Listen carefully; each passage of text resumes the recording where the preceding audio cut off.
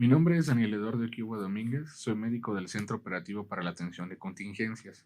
El día de hoy les voy a hablar sobre el diagnóstico y clínica de COVID-19, todo esto enfocado a primeros respondientes y un poco acerca de cómo podría intervenir Protección Civil en este contexto. En ese sentido, aclarar algunas cosas. COVID-19 es la enfermedad causada por SARS-CoV-2. SARS-CoV-2 es el virus, es el nombre del virus y COVID-19 la patología. Solamente aclarar esa parte en la terminología, ya que fácilmente se puede confundir y podríamos llegar a caer en errores. Podemos saber que la patología tiene un rango amplio de manifestaciones y eso lo debemos de tener muy claro nosotros como personal de primer contacto, puesto que puede haber pacientes asintomáticos, pacientes que presenten una enfermedad no complicada, con fiebre o sin fiebre, es decir, la fiebre no es un síntoma cardinal, no todos van a tener fiebre, un síndrome de insuficiencia respiratoria aguda, sepsis o incluso un choque séptico. En ese sentido, para que nosotros nos podamos guiar sobre cuándo sospechar si es COVID-19 o es alguna otra patología, yo les sugiero que nos basemos en las definiciones operacionales que emite la Dirección General de Epidemiología. Estas definiciones son variables y van adaptándose con el tiempo, entonces siempre hay que estar pendientes de los cambios en las definiciones operacionales. Al día de hoy, la vigente es la siguiente, se las voy a leer. Para un caso sospechoso sería toda persona de cualquier edad que en los últimos 7 días haya presentado al menos dos de los siguientes signos y síntomas, y se los pongo ahí en negritas: tos, fiebre o cefalea, al menos dos de esos. Y que a su vez vayan acompañados de disnea, es decir, dificultad para respirar, artralgias, es decir, dolor de articulaciones, mialgias, es decir, dolor en los músculos, odinofagia, que sería dolor de garganta, o ardor faríngeo, cualquiera de las dos, rinorrea, es decir, escurrimiento nasal, conjuntivitis o dolor torácico, dolor en el pecho. Cabe aclarar que en los niños menores de 5 años, el que el niño esté irritable puede ser un sustituto de la cefalea, ya que tal vez no te van a decir un niño de 1 año que le duele la cabeza, pero vas a ver que el niño está muy irritable. Entonces, esto nos llevaría a sospechar que pudiera tratarse de un caso de COVID-19, ya que algunos signos y síntomas se comparten con otras patologías. Y pues bueno, la definición para caso confirmado sería aquella persona que cumpla con la definición operacional de caso sospechoso que ya les mencioné y que asimismo cuente con un diagnóstico confirmado por el Instituto Nacional de Diagnóstico y Referencia Epidemiológicas o aquellos laboratorios ya reconocidos por el INDRE. Bueno, nada más en este cuadro es un estudio que se hizo en China, en el hospital de Jinjitan y de Wuhan, donde pues bueno, vamos a ver que de 191 pacientes, el 29% tuvieron aumento de la frecuencia respiratoria, un 94% cursó con fiebre, no todos, 79% tuvieron tos, un 23% generó secreciones, es decir, esputo, 15% tuvo mialgias, 23% cursó con fatiga, un 5% cursó con diarrea y un 4% cursó con náusea y vómito. Entonces los síntomas y los signos son bastante inespecíficos y se comparten con otras patologías, motivo por el cual tendríamos que basarnos en la definición operacional de casos sospechosos. Ahora, tenemos que estar pendientes de los siguientes datos de alarma. ¿Qué sería la disnea? Es decir, que un paciente refiera que tiene dificultad para respirar, que al momento de que el personal de la salud le tome una oximetría de pulso, ésta se encuentre por debajo del 94% al aire ambiente, que el paciente tenga abundantes secreciones, la frecuencia ventilatoria se encuentre incrementada, que haya datos de síndrome pleuropulmonar, esto en el caso de que fuese un médico quien lo estuviera revisando, alteraciones en el estado de conciencia, vómito o diarrea persistente, en los pacientes diabéticos un descontrol glucémico o alteraciones en la tensión arterial, es decir, que la tensión arterial sistólica se encuentre por debajo de 90, la presión arterial media por debajo de 60 o que el paciente tenga una disminución de 40 milímetros de mercurio por abajo de la presión arterial sistólica que maneja de forma habitual. Asimismo, si el paciente tuviera algún problema cardiovascular o respiratorio, que presente exacerbaciones, pues bueno, es un dato de alarma que justifica que el paciente sea referido a un hospital de segundo nivel. Mientras no tenga eso, se considera un cuadro leve moderado, el cual debe ser atendido de forma sintomática con aislamiento en el domicilio y explicarle al paciente que si presentara estos datos de alarma, tiene que acudir a una unidad de segundo nivel. Asimismo, si nosotros identificamos cualquiera de estos, pues sugerirle al paciente que acuda a un hospital para que pueda recibir la atención médica adecuada. Todo eso lo tenemos que tener presentes, ya que si no hacemos una clasificación de este tipo, vamos a sobresaturar las unidades hospitalarias con pacientes que solamente tienen sintomatología leve o moderada que no requieren tratamiento hospitalario.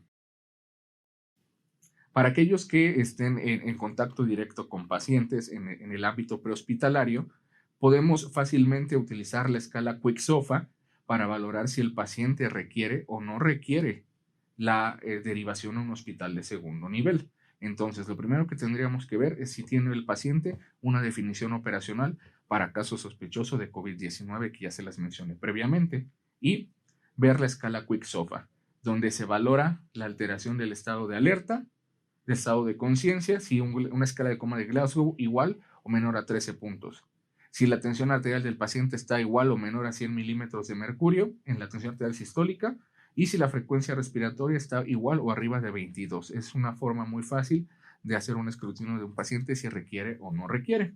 Y lo cito textualmente en esta gráfica lo que dice los lineamientos para la atención de pacientes por COVID-19 del CINSAE.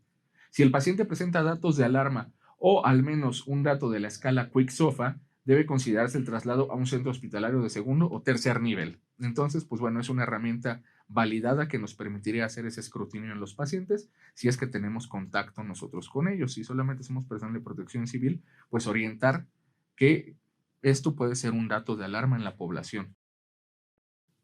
Ahora, también va a haber grupos poblacionales que van a tener un riesgo por las características que comparten.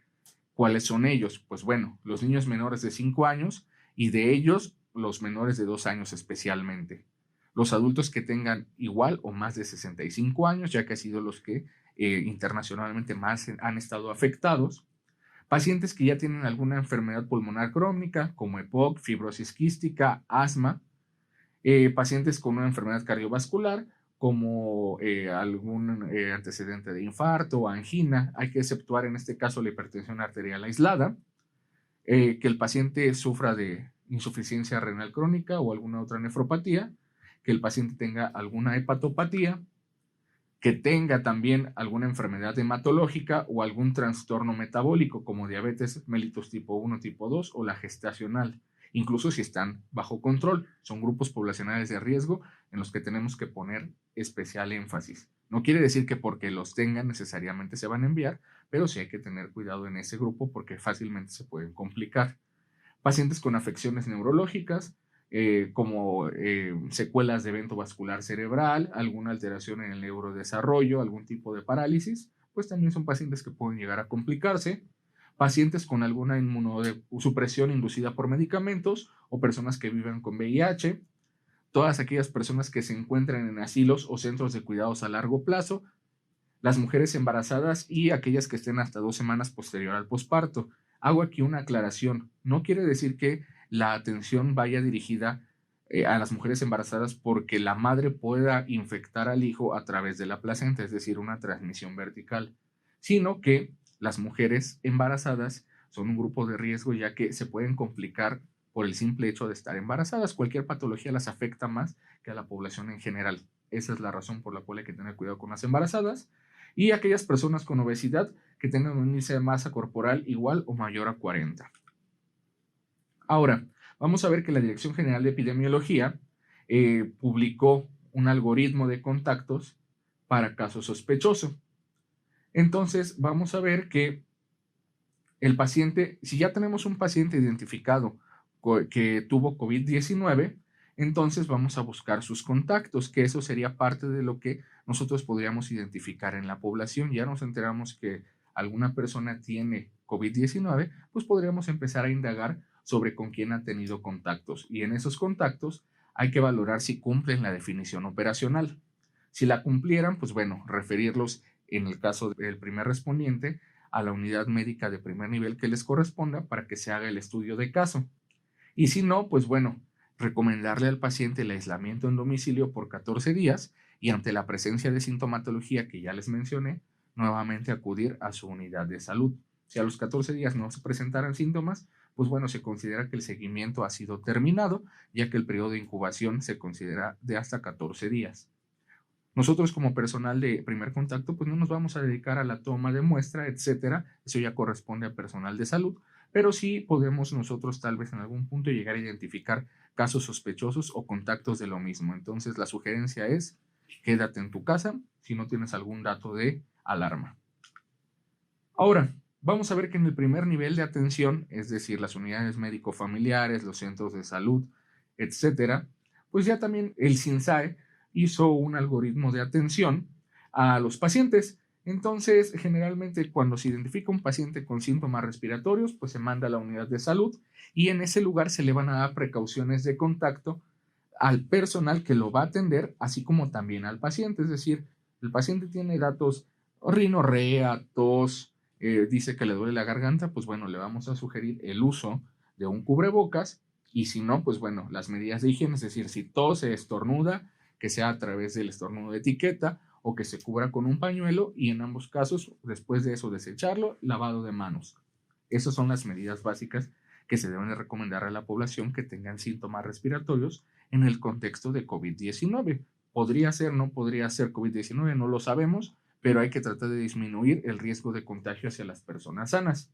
Entonces, en las unidades de salud se va a valorar si el paciente cumple con la definición de caso sospechoso para COVID-19. Si fuese que no la cumple, pues bueno, se le va a dar su atención como a cualquier otro paciente con síntomas respiratorios conforme a las características de la patología. En caso de que sí lo cubriera, pues bueno, se va a dar un aislamiento, se va a hacer una evaluación clínica más estricta y se va a hacer la notificación de caso a la Dirección General de Epidemiología o a la jurisdicción sanitaria que corresponda. Se van a buscar datos de alarma. Si hubiera datos de alarma, pues se tiene que ir a un hospital de segundo nivel. Y si no, pues bueno, se va a ir al paciente a su domicilio. Si fuese un paciente de alto riesgo, conforme lo que ya les mencioné previamente, pues bueno, se va a dar el aislamiento domiciliario, los datos de alarma y se debe revalorar a las 24 y 48 horas. Y si no, pues bueno, solamente alta a domicilio con datos de alarma.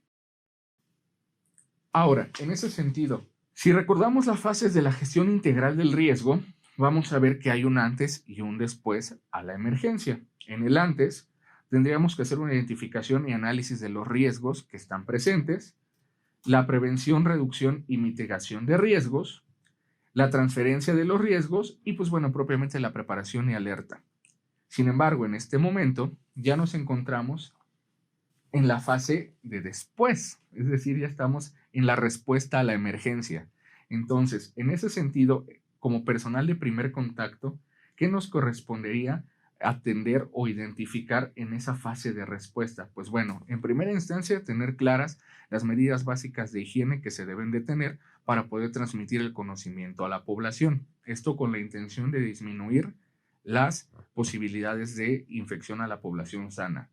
Las medidas de sana distancia, así también el mantenernos en nuestra casa. En este momento del escenario epidemiológico es lo idóneo pues, para disminuir esas cadenas de transmisión. Asimismo, tendríamos que identificar cuáles son las áreas destinadas para la atención de pacientes con COVID-19 en los hospitales de segundo o tercer nivel para que podamos funcionar como coordinación en caso de que se requiera el traslado de los pacientes. Porque podemos tener la idea de que un paciente se tiene que ir al hospital X y en realidad tiene que ser canalizado al hospital Y porque es el que está habilitado para la atención de estos pacientes. Resulta que es un poco complejo el destinar un hospital para la atención de ambos pacientes, es decir, pacientes que no tienen COVID-19 y pacientes que sí tienen, porque se tendrían que hacer cambios en la infraestructura para evitar que se mezclen y los pacientes que no tengan COVID-19 se infecten a través del contacto con los que sí tienen. Entonces, algunas unidades se van a destinar para la atención de pacientes con COVID-19 y nosotros tendríamos que tener identificados cuáles son esos en nuestro estado y en nuestra comunidad. Asimismo, difundir información verídica, información validada para no generar pánico. El pánico en la población puede ser muy peligroso y puede llevar a situaciones de riesgo tanto a la población como al personal de la salud. Entonces es importante que nosotros podamos difundir la información de forma adecuada y veraz. Les sugiero que visiten la página de Gobierno de México. Hay un apartado propiamente de coronavirus, es muy accesible y hay suficiente material de difusión a la población, al personal de la salud, al personal primer respondiente, que nos va a servir para, una, informarnos y dos, poder sugerir a más personas que tomen esa información y puedan validarla. Posteriormente, en caso de que sea necesario, pues algunas instalaciones alternas a los hospitales se podrían llegar a utilizar para la atención de pacientes con COVID-19 con las adecuaciones necesarias. Entonces también tendríamos que participar en la identificación de qué áreas podrían ser destinadas para eso y pues los planes de seguridad que corresponden, ya que se pueden llegar a utilizar gases, manejo de residuos peligrosos biológico-infecciosos, etcétera. Una vez pasada la contingencia, pues bueno, tendríamos a la parte de rehabilitación y recuperación y pues posteriormente la reconstrucción, que en este caso, al no ser un desastre natural, tal vez no sería tan visible, pero también llegaría a participar Protección Civil. Lo que me gustaría que se lleven ahorita como conclusión es estar al pendiente de las definiciones operacionales, tener presentes los datos de alarma que justifiquen el envío de un paciente a segundo nivel y poder eso explicárselo a una persona que no sepa de esta situación, porque tal vez puede generarle desconcierto el por qué a mí no me mandan al hospital y tal vez a mi vecino sí.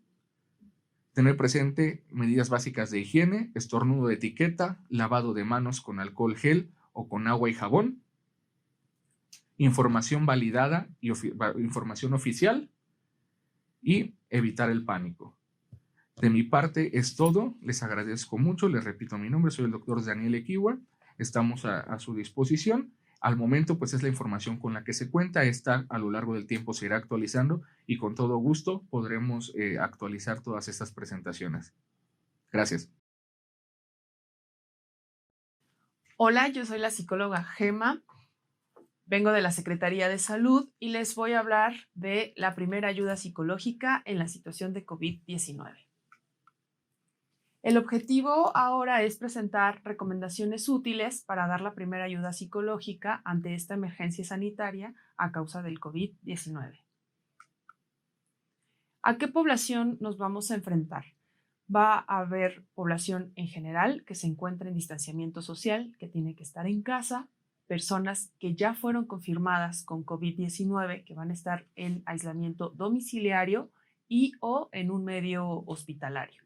También vamos a encontrar que va a haber población que remitió de COVID-19, familiares y o cuidadores de personas con COVID-19 y, muy importante también, el personal de salud y primeros respondientes que participen en los equipos que brinden atención durante esta emergencia.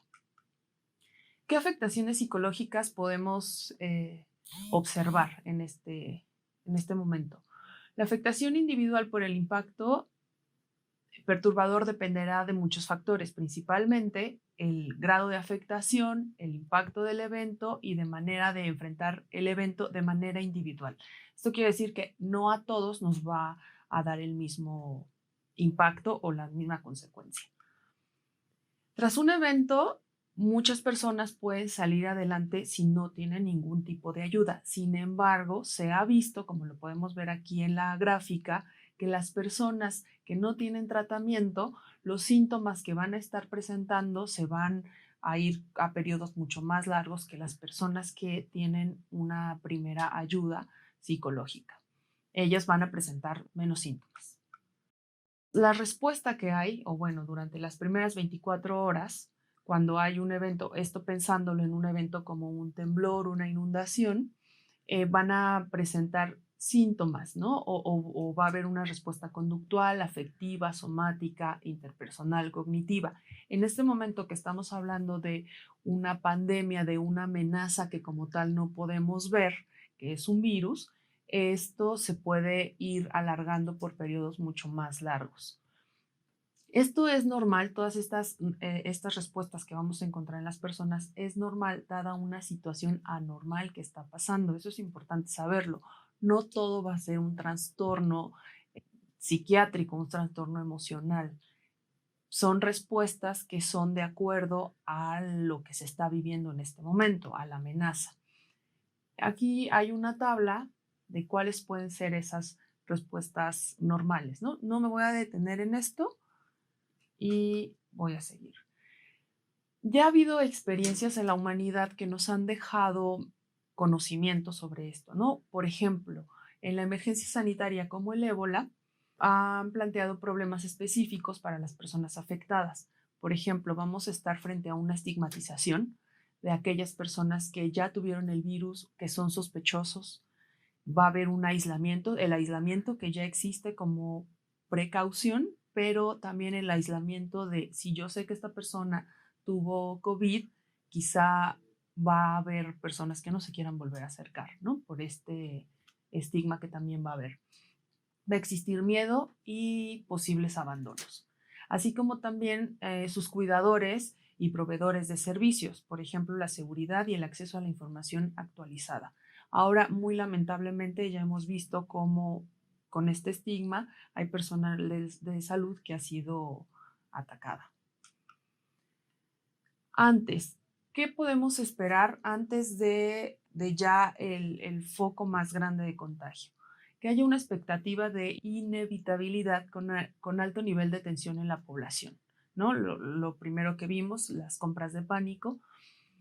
Va a haber personas que van a sobrevalorar lo que está sucediendo y van a tomar acciones de forma alarmista, pero también va a haber personas que van a estar negadas y que no le van a dar ninguna valoración a lo que está sucediendo.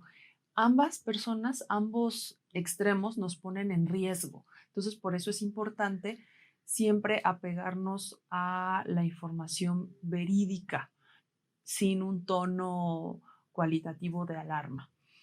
Se potencializan características que ya tenemos, como tanto las positivas como las negativas. Las personas que les guste ayudar, ayudarán. Las personas que les guste atacar, atacarán.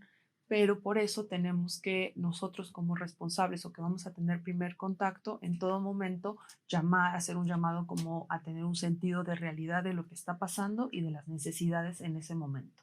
Va a haber ansiedad, tensión, inseguridad y vigilancia obsesiva de los síntomas de la enfermedad. Entonces, por ejemplo, ahora se dice que tos, cualquiera que garraspea la garganta va a estar como muy atento y eso le puede dar como ansiedad, ¿no? Decir, a lo mejor ya tengo COVID.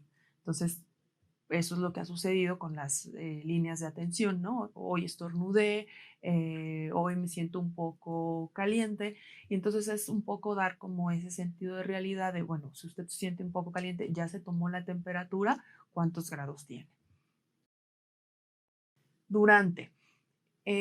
Nos vamos a tener que preparar para el momento en el que el contagio suba en esta curva, ¿no? Entonces va a haber miedo, sentimientos de abandono y vulnerabilidad, va a haber reclamos, también eso es importante pensarlo, va a haber una necesidad de supervivencia, ¿no? Como esto de ir y pensar en la comida, ir a hacer compras. Va a haber personas que van a perder la iniciativa, pero también va a haber unos liderazgos espontáneos como positivos o negativos. Va a haber aparición de conductas que puedan oscilar entre los que son los héroes y los que son muy mezquinos. Va a haber reacciones violentas, va a haber reacciones pasivas, va a haber personas que van a ser solidarias, otros que van a ser muy egoístas. Adaptación a cambios en los patrones habituales de vida. Ya lo estamos viendo, ya hay una restricción de movimientos, el no poder salir a casas de otras personas, el no poder congregarnos. A lo mejor esto de empezar a usar máscaras, vamos a ver a personas cuando tengan que salir, ¿no? Que usen máscaras, que usen guantes, y eso también va a ser alarmante. Disminución en el contacto físico directo, esto de no poder tocarnos con los seres queridos también va a tener un impacto. El cierre temporal de escuelas, etcétera. O sea, sí va a haber un movimiento en nuestra rutina de vida. Va a haber ansiedad, depresión, duelos, estrés, crisis, pánico, reacciones colectivas de agitación. O sea, sí vamos a también tener una reacción de manera individual, pero también podemos actuar como masa, y sabemos que la masa tiene conciencia de los actos, sino que se despierta por un mito y entonces todos actúan sin razonar qué es lo que están haciendo, ¿no? Va a haber trastornos somáticos y de origen psíquico. Después, ¿qué va a pasar después que pasemos como la alarma? Va a haber miedo a una nueva epidemia, que era lo que decíamos al principio. Una de las consecuencias que puede haber es el estigma a las personas que vivieron o que fueron casos sospechosos. Puede haber conductas agresivas y de protesta contra las autoridades y contra las instituciones. Puede haber actos de delincuencia, secuelas sociales y de salud mental, ¿no? Puede haber depresión, duelos patológicos, estrés postraumático, abuso de alcohol y drogas, así como violencia. Se va a iniciar un proceso lento y progresivo de la recuperación. Es importante que mantengamos la posición nosotros como primeros respondientes de neutralidad. ¿En qué sentido? Estas son las indicaciones para protegerte tú como población en general y para protegerme yo como persona que atiendo, para poder ir disminuyendo cualquier que se salga de control el miedo, ¿no? Porque el miedo es natural, es una reacción normal a situaciones anormales, pero sin entrar al pánico que nos lleve a hacer acciones que nos pongan en mayor riesgo. Bueno, la primera ayuda psicológica, ¿qué es? Esta se refiere a la respuesta humana de apoyo a otro ser humano que está sufriendo y que puede necesitar ayuda. No necesariamente necesita ser una persona formada en psicoterapia o en psicología o en psiquiatría. Puede ser cualquier persona. ¿Cuáles son los principios básicos? Tenemos que respetar los derechos, la dignidad y la seguridad de las personas, adoptar la propia acción a la cultura de las personas, es decir, tenemos que conocer en qué población estamos, ¿no? Su religión, sus usos y costumbres, para que ellos también puedan tener una aceptación a nosotros como personas que vamos a ayudar. Ser consciente de otras medidas de respuesta de emergencia, saber qué se está haciendo, que no somos los únicos que vamos a estar ahí. Y sobre todo, y eso sí es una invitación a todos, cuidarse a uno mismo. Todos los equipos que van a responder a esto deben prepararse para aprender sobre la enfermedad del virus, saber qué estamos enfrentando, que es un virus que no necesariamente vemos. Conocer los servicios y las ayudas disponibles, aprender las reglas de seguridad y conocer y ser consciente de nuestros límites y pedir ayuda cuando sea necesario.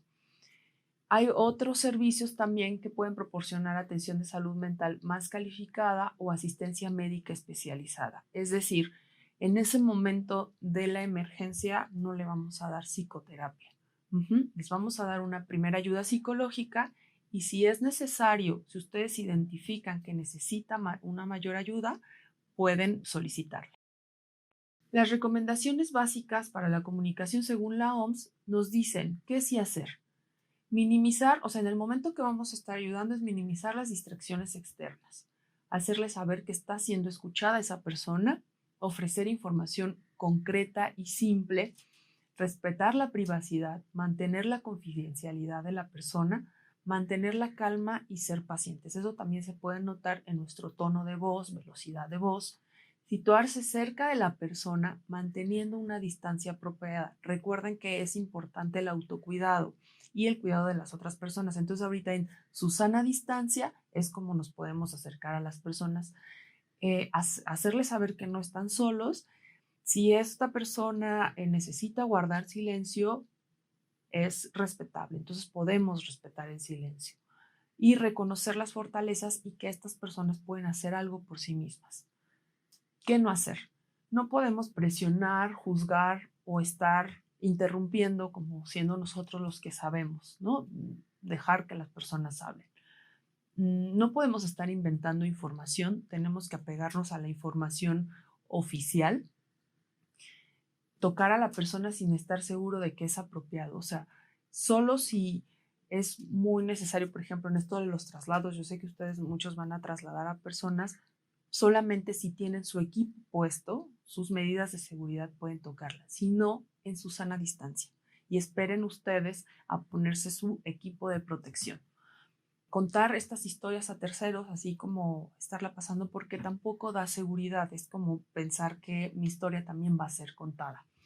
Utilizar expresiones técnicas, pensar que se deben resolver todos los problemas, hablar de nuestros propios problemas, hacer falsas promesas, no lo podemos hacer, quitarle su fortaleza o hablar negativamente de otras personas. Somos un equipo y así es como vamos a estar reaccionando. Ya después, en el momento que se reúnan como equipo y tengan que hablar como de algunas de estas cosas, lo hablarán, pero frente a las personas que están ayudando, no, porque reduce la confianza que puedan sentir en ese equipo. Las 3E son los principios de la intervención. Es evaluar, escuchar y enlazar. Estos es probable que ustedes los encuentren también o los hayan escuchado como evaluar es igual a observar y atender. Escuchar siempre va a ser escuchar y enlazar también lo pueden encontrar como conectar. ¿A qué se refieren? Primero lo que tenemos que hacer es enterarnos, recopilar toda la información del lugar que vamos a ir. Todo, intentar hacerlo de todos los medios oficiales, reconocer el lugar, el contexto y qué es lo que vamos a ir a hacer. Observar, estar alerta de la situación, saber qué es lo que está sucediendo, llegar, observar el lugar, proteger, orientarlos a tomar medidas para salvaguardar su integridad. Por ejemplo, si vemos que hay una persona ya contagiada, es decirle que necesita ocupar un cubrebocas para que no contagie a otras personas, ¿no? Escuchar, podemos tranquilizar a quienes pueden necesitar apoyo, ¿no? Decíamos, si es escucharlos en silencio, es válido, si es escuchar en palabras, también es válido. Y conectar, ayudar a resolver problemas y necesidades inmediatas, es decir, a hacer uso de todos los otros servicios que estén disponibles. Enterarse cuál es la situación de crisis, cuáles son los servicios y apoyos disponibles, cuáles son las cuestiones de seguridad, cómo es que uno se tiene que cuidar, observar las medidas de seguridad, personas con evidentes necesidades básicas urgentes, personas con reacciones de angustia grave, proteger, alejar de peligros inminentes, proteger de medios de comunicación, también eso es importante, procurar no dejar solo al afectado. A niños y adolescentes, pues es cuidarlos del abuso y la sobreexplotación. A personas con problemas de salud o físicos, apoyar para evitar igualmente que haya abusos, que haya violencia o discriminación. Escuchar con los ojos, con los oídos y con el corazón. Intentar ser empáticos. Por eso ahí, ¿qué ritmo llevamos? También en el estar escuchando a la otra persona, sabemos cuándo podemos guardar silencio y cuándo es adecuado que nosotros digamos algo. Conectar, ayudar a atender las necesidades básicas y acceder a servicios, ayudar a resolver los problemas, brindar la información necesaria y contar con seres queridos y redes de apoyo. El estigma, la información que es confusa, que es inventada, que no estoy seguro, pero esto se dice, o contradictoria, eso va a generar desconfianza en el equipo que está actuando y en las personas que están recibiendo la ayuda. Entonces, aumenta el temor de las personas también a ser contagiadas. Esto es importante saber la diferencia cuando enfrentamos un terremoto o una inundación.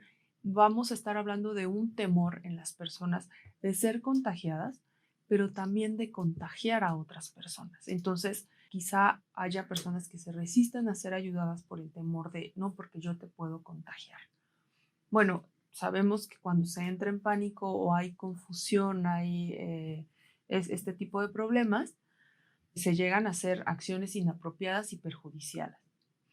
Las personas con COVID-19 pueden sufrir estigmatización y segregación social al ser tratadas como personas contaminadas o que pueden contaminar. Entonces, es importante que ustedes también se acerquen con seguridad a las personas que van a estar ayudando pero también es necesario que antes de eso ustedes estén seguros, por eso es muy importante que sigan todas las indicaciones que se da desde la Secretaría de Salud para que ustedes puedan tener todas las medidas de cuidado y entonces se sientan seguros al actuar.